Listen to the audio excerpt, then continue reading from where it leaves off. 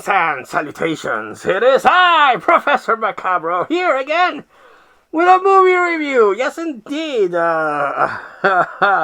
Despite things that have happened, personally, health-wise, and with the like, I have still maintained, because it's my one lifeline to my keeping my sanity, have been watching movies each Friday. Each Friday I marathon 3 movies and have myself a little a happy liquid courage moment. And one of the movies that I wanted to see in the theater, but unfortunately Professor Macabro, either because of budgetary reasons or just time, I have to do some stuff that I wish I didn't have to do, but I still have to do it because, adulting. I haven't been able to go to the theater. Yes, indeed. And there's a lot of movies that I wish I could have seen in the theater, but unfortunately, I did not. And one of those movies was a movie that I saw the trailer for, and it looked interesting. And it was called Clown in the Cornfield. Yes, indeed. And it looked like your typical slasher movie, but with a clown. So I was like, here come the clown movies. Thanks to it and Art the Clown, now we're going to get clown movies. But, okay, I still was curious to see it, and unfortunately, I did not. But it recently hit HBO, well, not recently, but when I saw it, it recently hit HBO Max, and I decided to check it out. So this is my review of Clown in the Cornfield. And the story starts with a bunch of kids in this farm place, and they're having a little party, and they're, lighting the devil's lettuce, when 2 of them wander off and then get promptly killed. Whoosh, unalived, if you are the sensitive type. And I was like, well, okay. Now what? And then it switches to this dad and his daughter. They're moving into this town. And he's going to be a doctor, but the daughter's like, you took me away from my friends and my everywhere where I lived. And I know you lost a wife, but I lost a mother, so emotional baggage.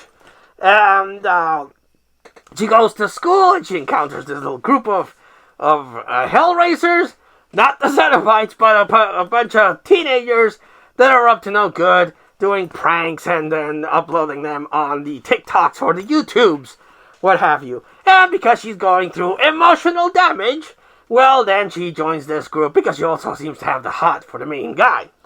Yes, indeed. So they start running amok. And these little fuckers, well, they're not fuckers, they're 20 years old, but they're supposed to be in high school.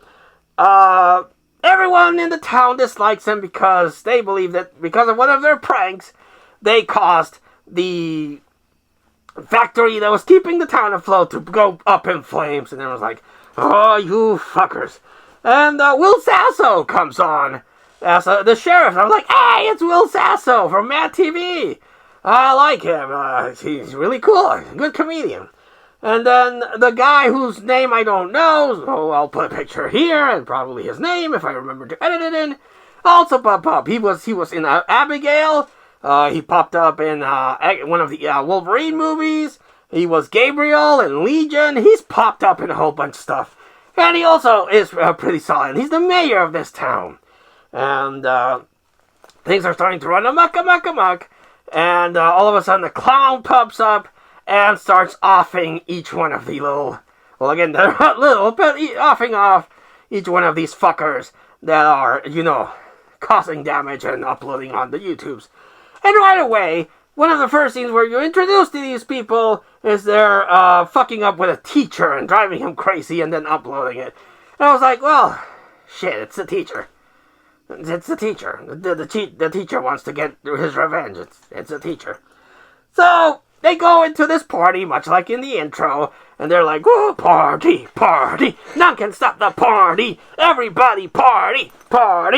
And then the clown comes on, and he starts killing people. And they're like, it's the teacher.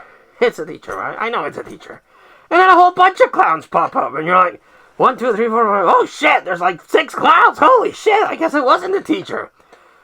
You surprised me, movie. Well done. Didn't see that one coming.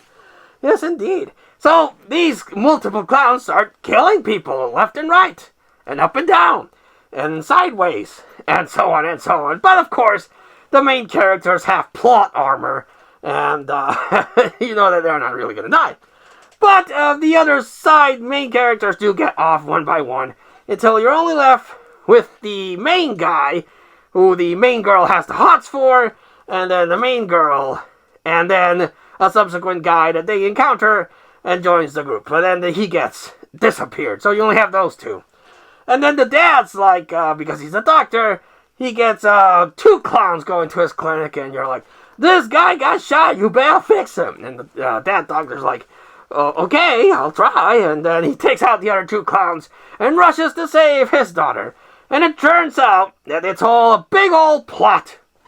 Because the mayor of the town, he's the one that burned down the factory to claim insurance because the town's basically going tits up.